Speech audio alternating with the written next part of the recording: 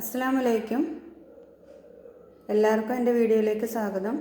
ഇന്ന് ഞാൻ തയ്യാറാക്കാൻ പോകുന്നത് കോക്കനട്ട് റൈസ് അഥവാ തേങ്ങാച്ചോറ് ആണ്. അതിന് വേണ്ടുന്ന സാധനങ്ങൾ: നമ്മളുടെ സാധാരണ കുത്തരി 1 ഗ്ലാസ്, 1 സവാള നീളത്തിൽ അരിഞ്ഞത്, കറിവേപ്പില, മഞ്ഞൾപ്പൊടി, ഉപ്പ്, പെരിഞ്ജീരകം, പട്ട, കുരുമുളക് അത് എല്ലാം കൂടി 1 സ്പൂണ്. പിന്നെ മെയിനായിട്ട് നമുക്ക് വേണ്ടത് തേങ്ങാപ്പാൽ, പിന്നെ വെളിച്ചെണ്ണ. നമ്മൾ കുക്കറിലാണ് തേങ്ങാച്ചോറ് ഉണ്ടാക്കുന്നത്. ആദ്യം നമുക്ക് സ്റ്റൗ കത്തിക്കാം. കുക്കർ നന്നായി ചൂടാവണം.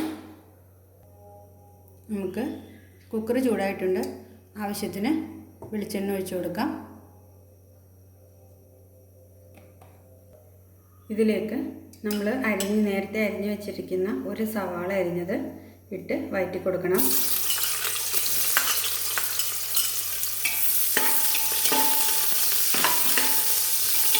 സവാള ഒന്ന് വാടി വരുമ്പോഴേക്കും നമുക്ക് പെരിഞ്ജീരകം, പട്ട, കുരുമുളക് എന്നിവ ഇട്ട് കൊടുക്കാം.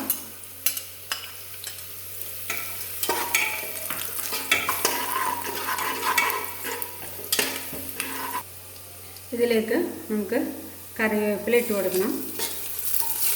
അതിനുശേഷം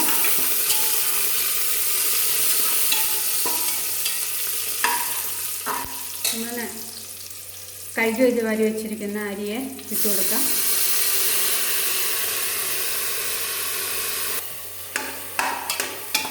നന്നായി വഴറ്റി കൊടുക്കാം. നമ്മൾ 1 ഗ്ലാസ് അരിക്ക് 2 ഗ്ലാസ് വെള്ളമാണ് വേണ്ടത്. അതിനു പകരം 1 ഗ്ലാസ് തേങ്ങാപ്പാലും 1 ഗ്ലാസ് വെള്ളവും കൂടെ ചേർത്താണ് 2 ഗ്ലാസ് നമ്മൾ ഒഴിക്കേണ്ടത്. ആദ്യം നമുക്ക് തേങ്ങാപ്പാൽ ഒഴിക്കാം.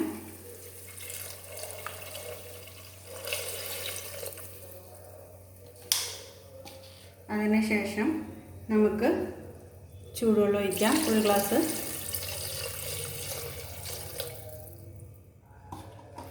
ഇളക്കി കൊടുക്കാം. ഇതിലേക്ക് നമുക്ക് നേരത്തെ എടുത്തു വച്ചിരിക്കുന്ന ഉപ്പും മഞ്ഞൾപ്പൊടിയും കൂടി ഇട്ട് കൊടുക്കാം. നന്നായി ഇളക്കി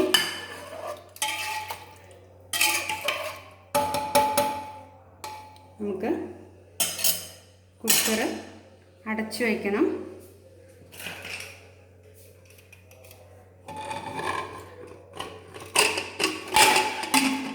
അടച്ച് ഒരു 4 വിസിൽ വരുന്ന വരെ അടച്ചു വെച്ച് വേവിക്കണം. അതിനുശേഷം തീ ഓഫ് ചെയ്ത് എയർ പോയി കഴിഞ്ഞ് നമുക്ക് തുറന്ന് നോക്കാം.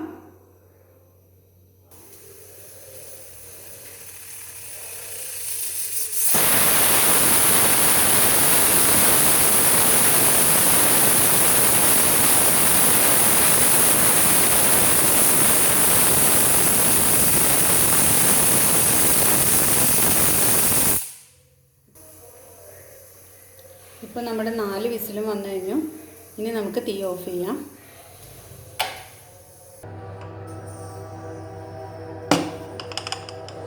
നമുക്കിനി ഇത് റെഡിയായി നോക്കാം.